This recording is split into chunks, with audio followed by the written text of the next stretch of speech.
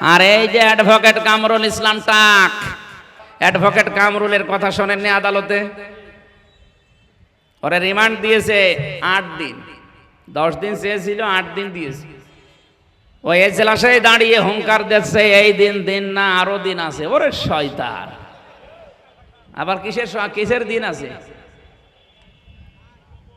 গণহত্যার সাথে যারা জড়িত এরা যদি এখনো বুক ফুলিয়ে বলে এই দিন দিন না, আরো দিন আছে, চিন্তা করেন তো এর কপালে হেদায়েত বলে কিছু আছে? নেই। বহু অন্যায়ের সাথে মানুষগুলো জড়িত। গম কেলেঙ্কারির নাম শোনেননি? গম গম এই যে জব গম বলে না, এই গম কেলেঙ্কারির সাথে খাদ্যমন্ত্রী থাকাকালীন ওনার নাম নেই? বহু অপরাধী এবং এই যে 2024-এর জুলাই আগস্টের এর মাস্টার মাইন্ড যারা ছিল তার ভেতরে উনি একজন। মাথায় তো মাল নেই, বাম্পারে ভিড় আছে কয়টা।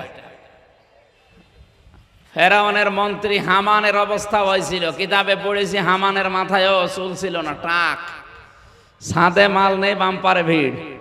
যেই কয়টা এরকম তাদের পক্ষ থেকে দেখবেন উল্টা পাল্টা হামানের মতো বুদ্ধি আসে। আপনাদের পুত্রবধূকে খারাপ বানানোর জন্য যারা কাজ করেছিল তার ভেতরে টাক একটা, চট্টগ্রামের হাসাও মাহমুদ একটা, কুষ্টিয়ার হানিফ একটা। হ্যাঁ, কথা বলছেন না কেন? এগুলোর কারণে আপনাদের বৌমা এরকম শুরু করেছিল। এরা যদি একটু টেনে ধরতো, না ম্যাডাম একটু বাঁচেন, আমাদেরই বসবাস করা লাগবে, আমাদের আত্মীয় স্বজন, এটা সে মানে না। আমার কুষ্টিয়ার যিনি যার নাম বললাম হানিফ, আমার নিজের চাচা, উনি আওয়ামী লীগের চেয়ারম্যান। আমারে দাওয়াত দিয়েছে দুপুরবেলা খাওয়ার জন্য, কে যেন ওনার কাছে খবর দিয়েছে। উনি আমার চাচারে কল দিয়ে, তুমি হামজাকে দাওয়াত দিলে মানে? আমার ভাইয়ের ছেলে। কিসের ভাই? আপন ভাই হলেও তারে দাওয়াত দেওয়া যাবে না। বলেন তো কোন জায়গায় পৌঁছিয়েছিলেন আপনি? আপনি মানুষ।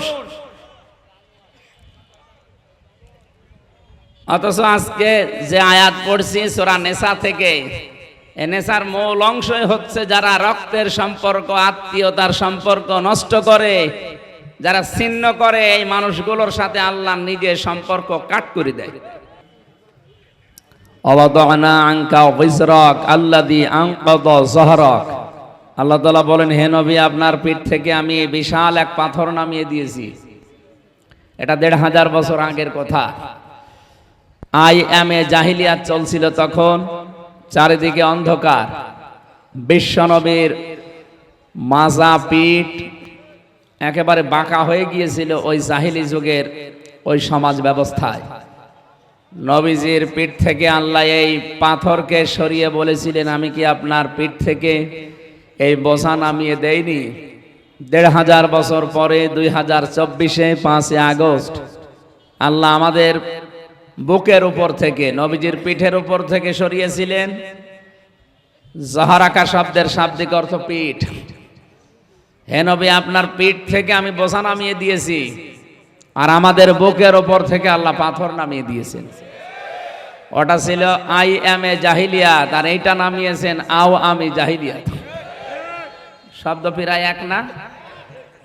প্রায় এক। আইএমএ আওয়ামী, বাকিটা তো জাহিলিয়াত ঠিকই আছে। অন্ধকার আচ্ছন্ন পরিবার, সমাজ এবং রাষ্ট্র থেকে আল্লাহ আমাদেরকে একটা আলোর দিকে নিয়ে যাওয়ার যে দেশ উপহার দিলেন, এই স্বাধীন দেশে বলছি আলহামদুলিল্লাহ। দরুদ আর সালাম পড়ছি আমাদের নবী মুহাম্মদুর রাসূলুল্লাহ সাল্লাল্লাহু আলাইহি ওয়াসাল্লামের প্রতি। এই নবীজিকে নিয়ে কোনো অ্যালার্জি নেই তো আমাদের? কিয়ামতে তার সিগনেচার ছাড়া আপনি জান্নাতে যেতে পারবেন না, যতই আমল করেন। উনি বলা লাগবে যে হ্যাঁ আল্লাহ এটা আমার উম্মত, তারপরে আল্লাহ সিদ্ধান্ত নেবে। সুতরাং আমি যেন উম্মত হতে পারি সেই যোগ্যতা দুনিয়াতে অর্জন করা লাগবে। আপনাদের পুত্রবধূ সারা বিশ্বে এখন নতুন একটা কথা ছড়াচ্ছে যে বাংলাদেশে যারা এখন দায়িত্বে আছে এরা জঙ্গিবাদ উস্কে দিচ্ছে। এরা হয়তো জেনারেল যে দলগুলো আছে এদেরকে ঘায়েল করতে পারবে না এ কথা বলে, কিন্তু যারা ইসলামপন্থী আছে এই মানুষগুলোকে এই শব্দ দিয়ে এই 15.5 বছর ঘায়েল করে রেখেছিল। বিশ্বের মোড়লরা যদিও এখন আর বিশ্বাস করে না, কারণ এটা ভাঙা ঢোল আর কতদিন বাজাবে। এই বানানো বিষয় নিয়ে এখন আর বিশ্বের মানুষ মানতেছে না। তারপরও আজকে উনি কল রেকর্ড ফাঁস করেছে, বাংলাদেশে জঙ্গিবাদ উত্থান হচ্ছে, এই জন্য ইউনূস দায়ী। ইউনূস জঙ্গিবাদ বোঝে? হ্যাঁ, সে একটা জেনারেল শিক্ষিত মানুষ। আপনি এতদিন হামসার নামে নাম দিয়ে তালিকা দিয়ে চালিয়ে দিয়েছেন, ইউনূসের নামে জনাব তারেক জিয়ার নামে জঙ্গিবাদের তকমা দিলে আপনি নিজে ধরা খাবেন। সুতরাং এ সমস্ত উল্টাপাল্টা কথা আমরা জানি। মানুষের কিছু হারিয়ে গেলে মাথা ঠিক থাকে না। একটা লোক উর্দু সাজে দৌড়াচ্ছিল, রাস্তায় ছেলের সাথে দেখা, ডাক দিয়ে বলছে, আব্বা কোথায় যা? বলো, আরে ভাই গরু হারিয়েছে। কিছু তো টের পাও না। ছেলে বলছে, কি আমার ভাই বললেন?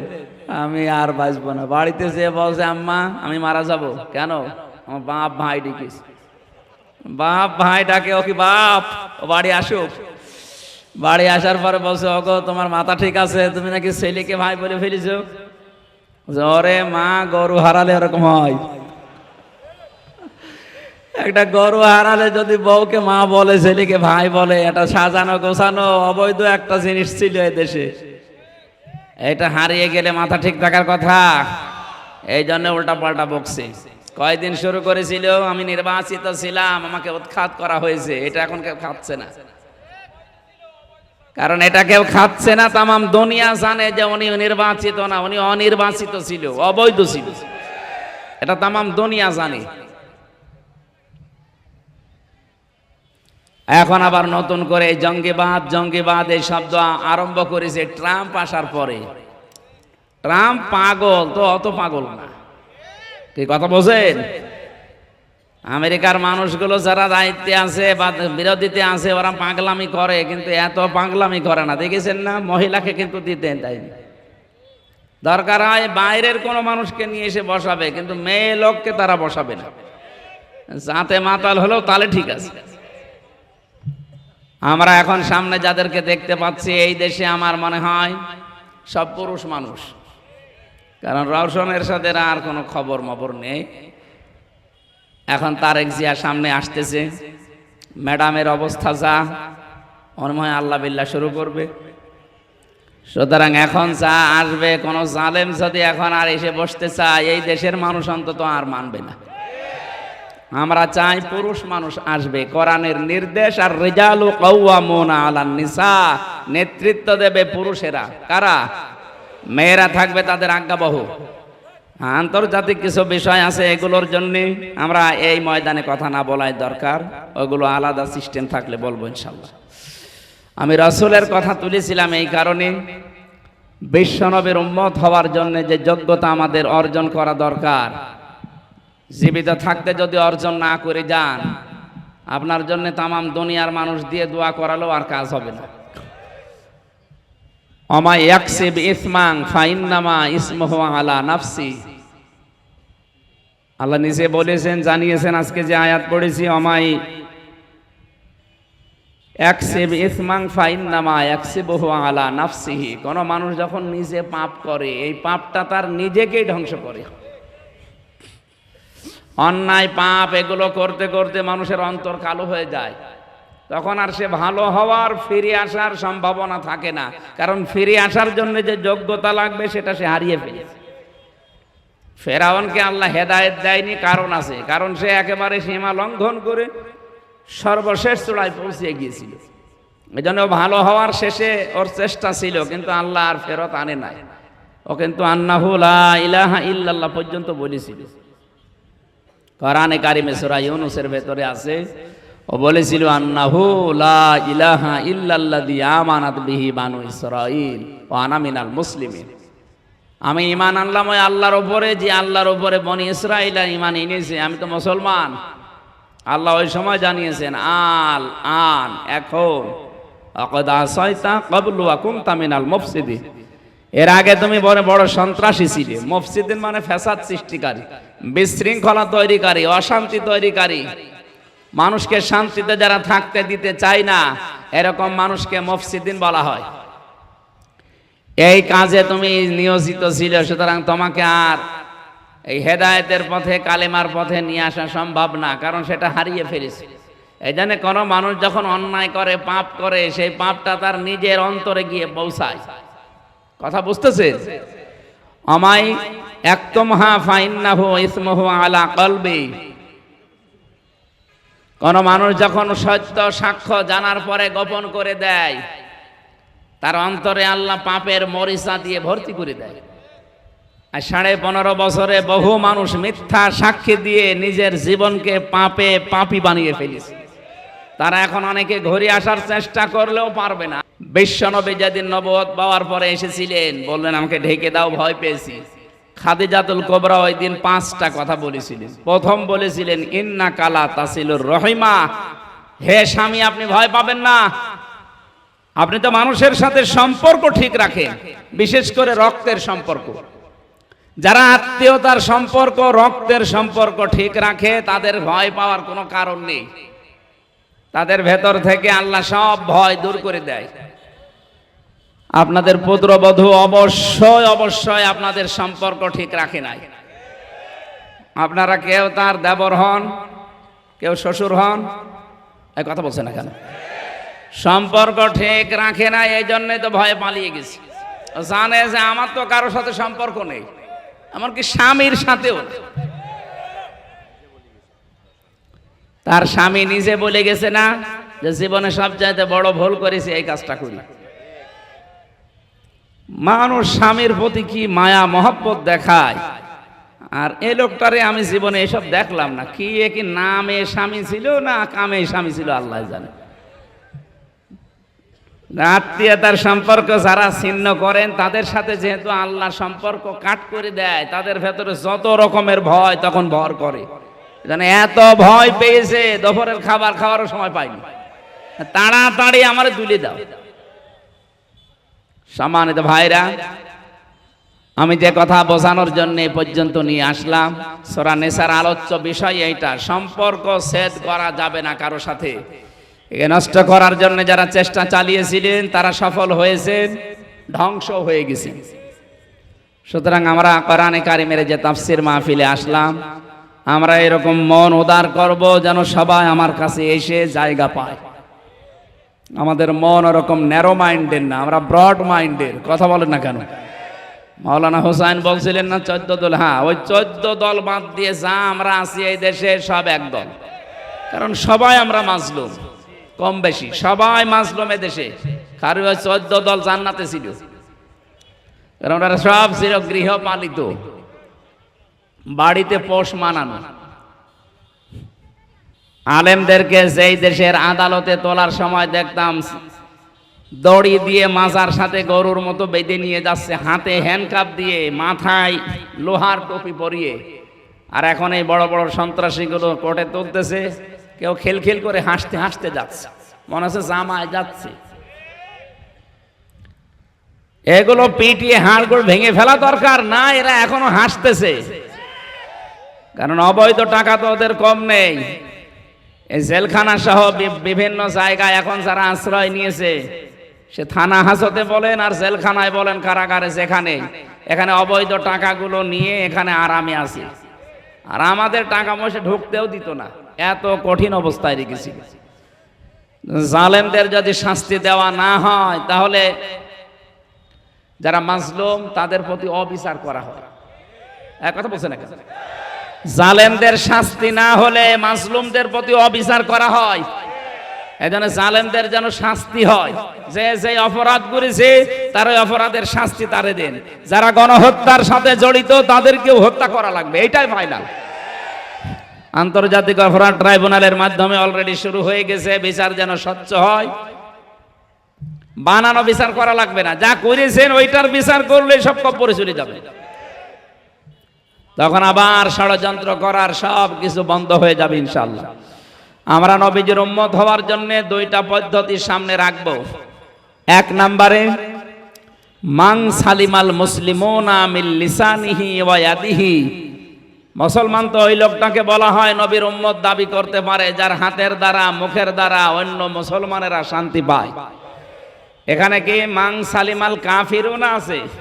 না, মান সালিমাল মুসলিমুনা যেই মুসলমানের হাতের দ্বারা মুখের দ্বারা মুসলমান শান্তি পায়। সুতরাং যারা কাফের, যারা মুশরিক, তারা মুসলমানের হাত থেকে 100% শান্তি পাবেন না, সেইটাই ফাইনাল। শান্তি পেতে হলে জিজিয়া দেওয়া লাগবে। আমার কথার অর্থ বোঝেননি? আমি ওইদিকে নাই গেলাম। হাত মানে শুধু এই হাত না, এটা ক্ষমতার হাত, আইনের হাত, প্রভাব প্রতিপত্তির হাত হতে পারে। এই সমস্ত হাত দিয়ে যেন কোনো মুসলমানের ক্ষতি না হয়। মুখ দিয়ে, মুখের এই কথা দিয়ে, মুখ মানে শুধু এই মুখ না, আরো বিভিন্ন রকমের মুখ আছে। মেয়ে যদি কারো বেরিয়ে যায়, বাবা মানুষকে কি বলে যে আমার মুখ দেখানোর আর কায়দা নেই। এই মুখ কি এই মুখ? বলেন কিসের মুখ? সম্মানের মুখ। বলেন বলেন। কেউ যদি কিছু অঘটন করে ফেলে, তার বাবা বলে আমার নাক কাটা গেল। নাক মানে এই নাক। কিসের নাক? সম্মানের নাক। সুতরাং মুখ মানে শুধু এই মুখ না, সম্মানের মুখ আছে বিভিন্ন রকমের। থানায় ওসি একজনকে ধরে পিটাচ্ছে, সেকেন্ড অফিসার। ওসি সাহেব যদি সে বলে ওই কি করিস, ওসি সাহেবের যে মুখের কথা, এই কথায় ওর উপরে অত্যাচার বন্ধ হয়ে যাওয়ার কথা। তাহলে এই জায়গায় ওসি সাহেবের হাত মানে এই হাত না, ওখানে হাত মানে ওনার মুখের যে সম্মান, কথাবার্তারা বের করেন, ওনার যে পাওয়ার আছে, চেয়ার আছে, ওইটা। সুতরাং আমার চেয়ার বলেন, আমার এই হাত বলেন, ক্ষমতার হাত বলেন, আইনের হাত বলেন, প্রভাব প্রতিপত্তির হাত বলেন, বংশের হাত বলেন, এলাকার একটা দাপট বলেন, সব কিছু দিয়ে যেন মুসলমানের ক্ষতি না হয়। মানে আমার হাতের দ্বারা, মুখের দ্বারা যদি মানুষ শান্তি পায়, তাহলে আমি নবীর উম্মত হিসাবে পরিগণিত হতে পারবো ইনশাআল্লাহ। আল্লাহ আমাদেরকে নবীর কাঙ্ক্ষিত উম্মত হওয়ার তৌফিক দিন। তেলাওয়াত করেছি সূরা নিসা থেকে 112 নম্বর আয়াত, একটা মাত্র আয়াত পড়েছি। আজকের আলোচনার বিষয় হচ্ছে তহমত। কি বললাম? এটা গীবতের চাইতেও খারাপ। গীবত করলে মায়ের সাথে জিনা করার গুনাহ হয়, আর তহমত দিলে কি হতে পারে আপনি বলেন তো? গীবত করলে যদি মায়ের সাথে জিনা করার গুনাহ হয়, তহমত দিলে কি হতে পারে? নবীজিকে জিজ্ঞাসা করা হচ্ছে, আতাদরুনা মাল গীবা, হে নবী গীবত কি? নবীজি বলেন, তোমার মুসলমান ভাইয়ের অনুপস্থিতিতে তার সম্পর্কে এমন কথা বলা যেটা শুনলে তার মন খারাপ হবে। এখন প্রশ্ন আসতে পারে, আপনি যে গীবত করেন উঠে? না, আমি গীবত করছি না। আমি যার কথা বলছি ও তো মুসলমান না, ও তো মুশরিক। যেই মানুষটা বলতে পারে যে ফসলে বরকত হলে মা দুর্গা গজে ছেড়ে এসেছে এই কারণে, সে মুসলমান থাকে কি করে বলেন? এরকম মুসলমান যদি দাবি করে কেউ যে আমি মুসলমান, তাহলে এরকম মুসলমান আবু জেহেলও ছিল। আপনি কি মনে করেন আবু জেহেল আল্লাহ একজন আছে ও বিশ্বাস করতো না? হ্যাঁ করতো, আল্লাহ একজন আছে ও জানতো।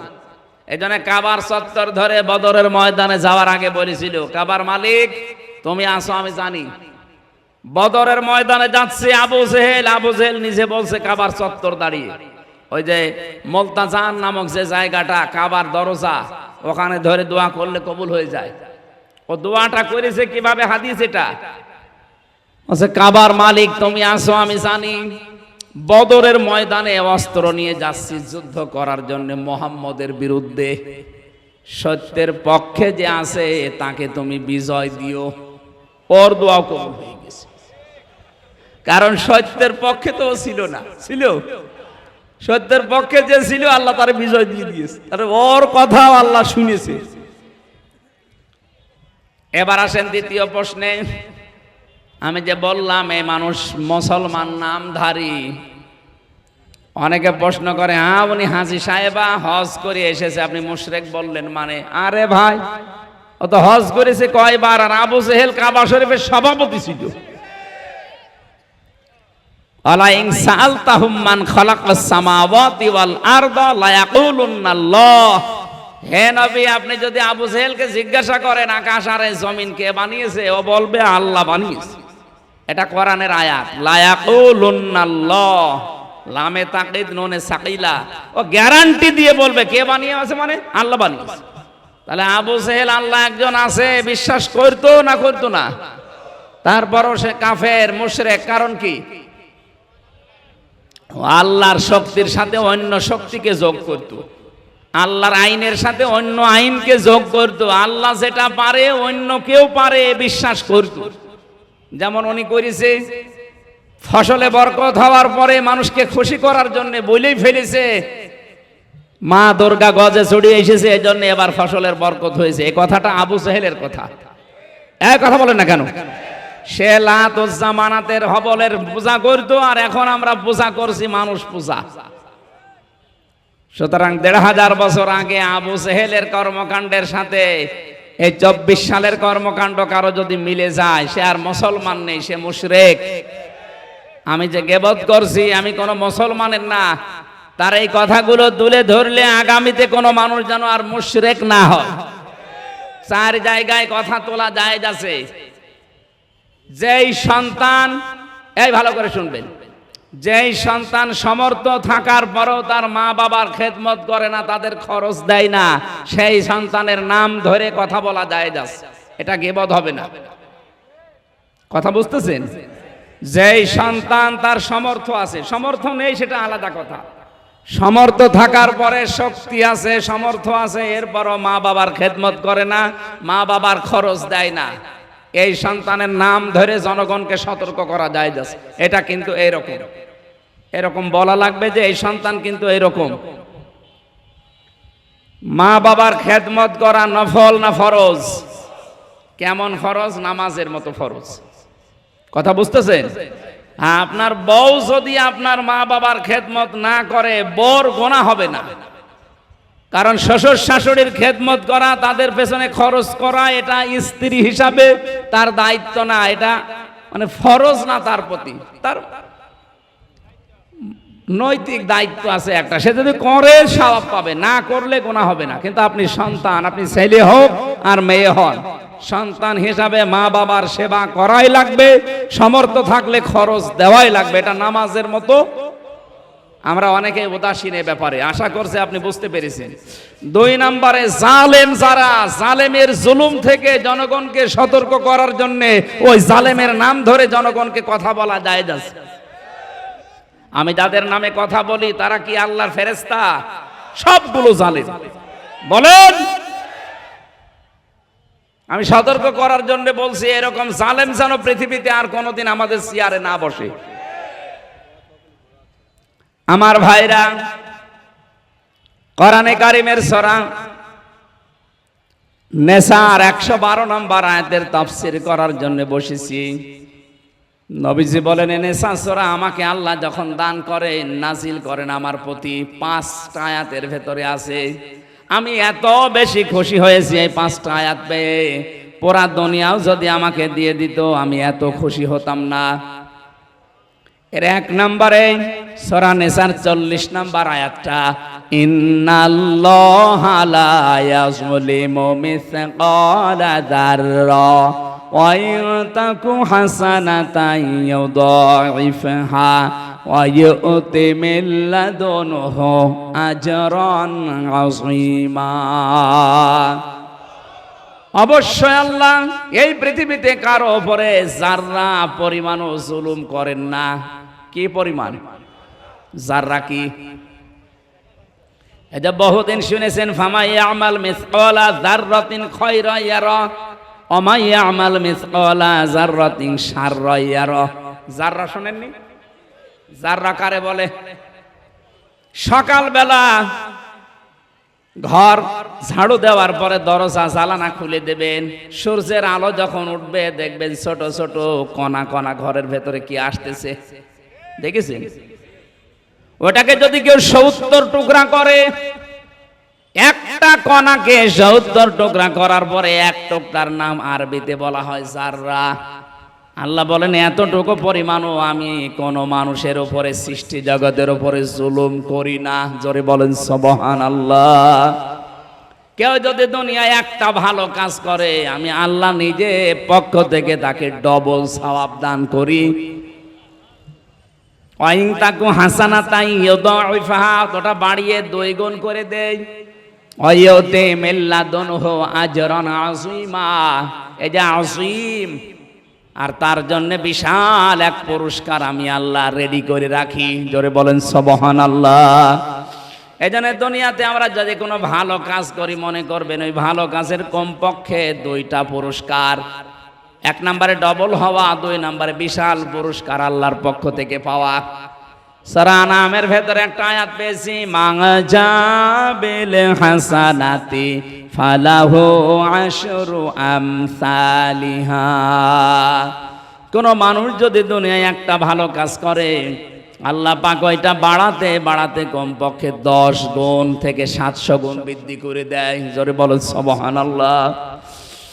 মসজিদে নববীতে বসে আছেন নবীজি, এক ভিক্ষুক এসে বলে, হে রাসূল আমি ক্ষুধার্ত, আমাকে কিছু দেন। নবীজির পকেটে হাত দেওয়ার পরে একটা দিরহাম পেলেন। হযরতে ওমরকে জিজ্ঞাসা করলেন, আমি কি এইটা দেব? হযরত ওমর বললেন, ঠিক আছে দিয়ে দেন। নবীজি দিয়ে দেওয়ার পরে লোকটা চলে গেল। বিশ্ব নবীকে হযরত ওমর বললেন, হে নবী, আমি যদি নিষেধ করতাম তারপরও আপনি দিতেন, আপনি আমার জিজ্ঞাসা করে দিলেন কেন? আল্লাহর নবী বলেন, ওমর আমি তো দান করার পরে সওয়াব অলরেডি পেয়েই গেছি, তুমি যে আমাকে বলার পরে একটু সহযোগিতা করলে, এই জন্য আল্লাহ তোমাকেও সওয়াব থেকে বঞ্চিত করেনি। এই জন্য আজকের এই ভালো কাজটা যারা সাজিয়েছেন, কোরআন প্রচার হবে, যারা সহযোগিতা করেছেন, সে যেইভাবেই হোক প্রত্যেকেই সওয়াবের অধিকারী হবে। জোরে বলেন সুবহানাল্লাহ। সূরা নিসার 40 নম্বর আয়াতটা পেয়ে নবীজি এত খুশি হয়েছিলেন, বিশ্ব নবী বলেন, তামাম দুনিয়া দিয়ে দিলেও আমি এত খুশি হতাম না। দ্বিতীয় নম্বরে পেয়েছি সূরা নিসার, এটা 31 নম্বর আয়াত, ইংতাজতানিবু কাবাইরা মা তুনহাউনা আনহু নুকাফির আনকুম সাইয়্যাতিকুম ওয়া নুদখিলকুম মুদখালান কারীমা। হে পৃথিবীর মানুষেরা, যদি বড় বড় গুনাহ থেকে বেঁচে থাকতে পারো, আমি আল্লাহ পাক বলছি ছোটখাটো অপরাধ নিজের পক্ষ থেকে মাফ করে দেব।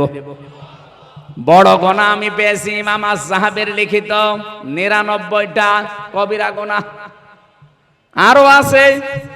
অন্তত এগুলোও যদি আমরা বেঁচে থাকতে পারি এই বড় বড় গুনাহ থেকে, ছোটখাটো যে অপরাধগুলো জীবনে চলতে ফিরতে হয়, আল্লাহ নিজের গাফফার নামের খাতিরে মাফ করে দেবেন।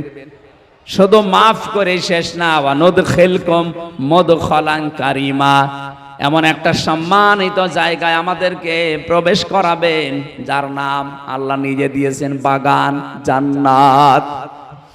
3 নম্বরে পেয়েছি 48 নম্বর আয়াত সূরা নিসার। নবীজি বলেন, এইটাও পেয়ে আমি এত খুশি হয়েছি, তামাম দুনিয়া দিলে এত আনন্দ আমি পেতাম না। ইন্নাল্লাহা লা ইয়াগফিরু আইয়ুশরাকা বিহি ওয়া ইয়াগফিরু মা দুনা যালিকা লিমান ইয়াশা। এই পৃথিবীর ময়দানে কোনো মানুষ যদি শিরিক থেকে বেঁচে থাকতে পারে, অন্যান্য যত অপরাধ আছে আমি আল্লাহ নিজের ইচ্ছা করলে মাফ করে দেব, কিন্তু শিরিক যে করবে তার কোনো ক্ষমা নেই। এই জন্য জীবনে আর যাই করেন না কেন, আল্লাহ যেটা পারে ওইটা অন্য কেউ পারে, এই বিশ্বাস করার নাম শিরিক। আর শিরিক যে করে সে মুশরিক। কথা বলেন না কেন? এটা আজ বাংলাদেশে আছে না নেই? বলেন বলেন। আমি একটা বলছি, আলা আলাহুল খালক ওয়াল আমর তাবারাকাল্লাহু রাব্বুল আলামিন। আল্লাহ বলেন, আমি বানিয়েছি এই সৃষ্টি জগৎ, এখানে আইন চলবে আমি আল্লাহর। সুতরাং আল্লাহর আইন বাদ দিয়ে যারা মানুষের তৈরি করা নিয়ম নীতি দুনিয়ায় কায়েম করার জন্য চেষ্টা করেন, তারা মুশরিক।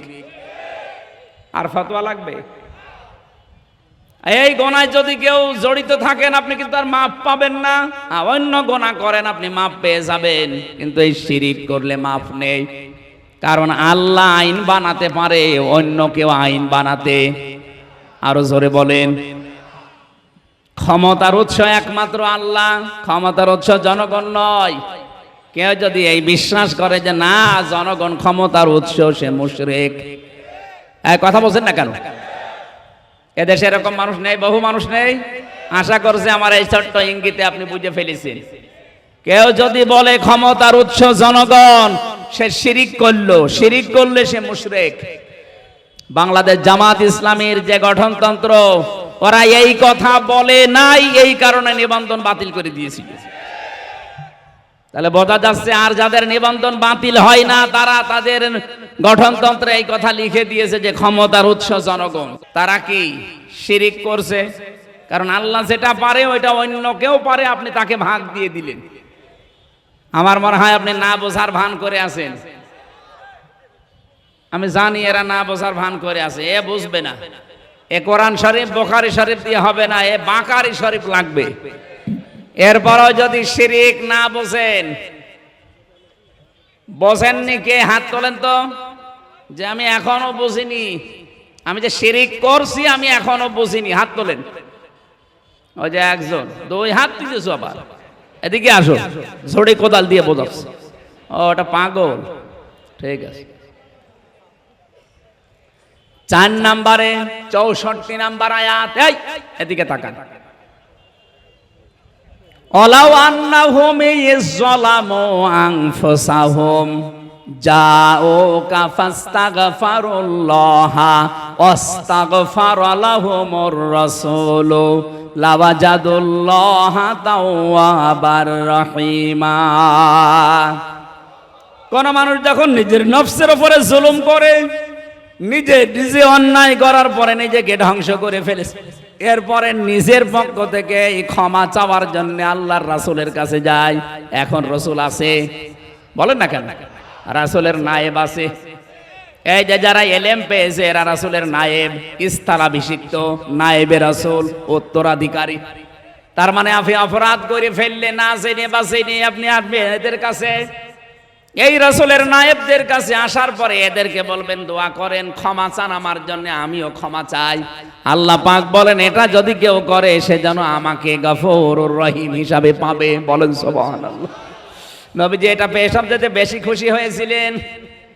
3 নাম্বার, 5 নাম্বারটা 110 নাম্বার আয়াত সূরা নিসার, ওমাইয়াকসিব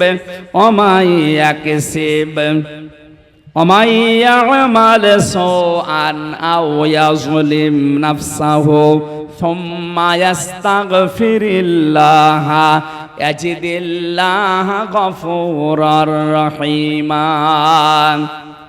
কোন মানুষ যখন এই পৃথিবীতে নিজে অন্যায় কাজ করে অথবা জুলুম করে ফেলে নিজের প্রতি, সুম্মা ইস্তাগফিরুল্লাহ, অথবা আল্লাহর কাছে ক্ষমা চাই, ইয়াজিদিল্লাহা গফুরার রহিমা, সে আল্লাহকে ক্ষমাশীল হিসাবে পাবে। এই 5টা আয়াত পেয়ে আল্লাহর নবী সব চাইতে বেশি খুশি হয়েছিলেন। তিনি মাঝে মাঝে বলতেন সূরা নিসার এই 5টা আয়াত তামাম দুনিয়া দিয়ে দিলেও আমি এত খুশি হতাম না। বলেন সুবহানাল্লাহ। সেখান থেকে মাত্র একটা আয়াত আমরা পড়লাম, আমাইয়াকসিব খতিআতান আও ইসমান।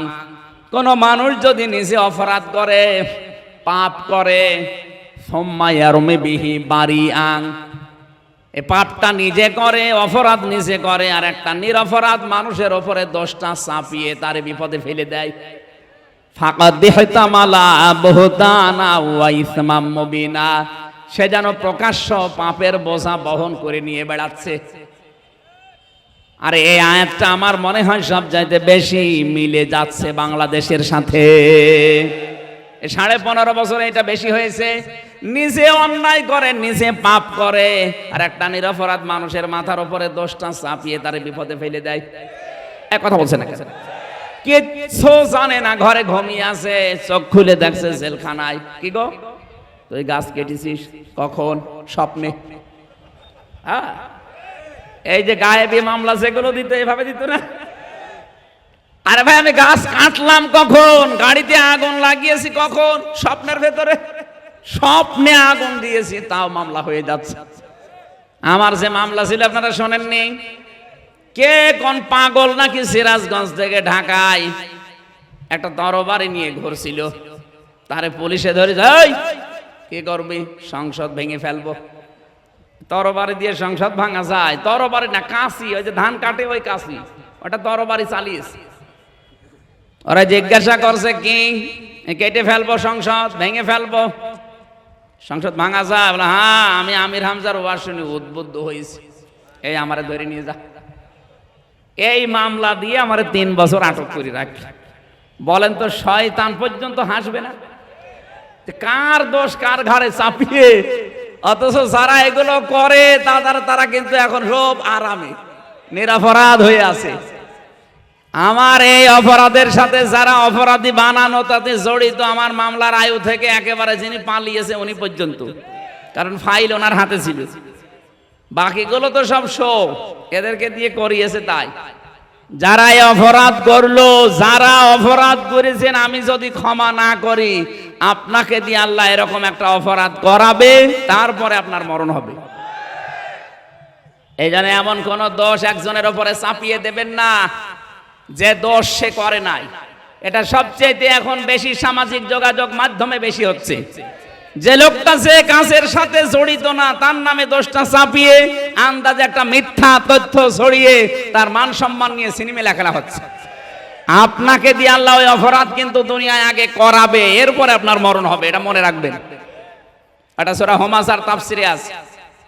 ওই লুল্লি কুল্লি, আল্লাহ বলেন সর্বনাশ, ধ্বংস হয়ে যাক লিকুল্লি, প্রত্যেকজন, প্রত্যেকটা ব্যক্তি। কোন প্রত্যেক ব্যক্তি?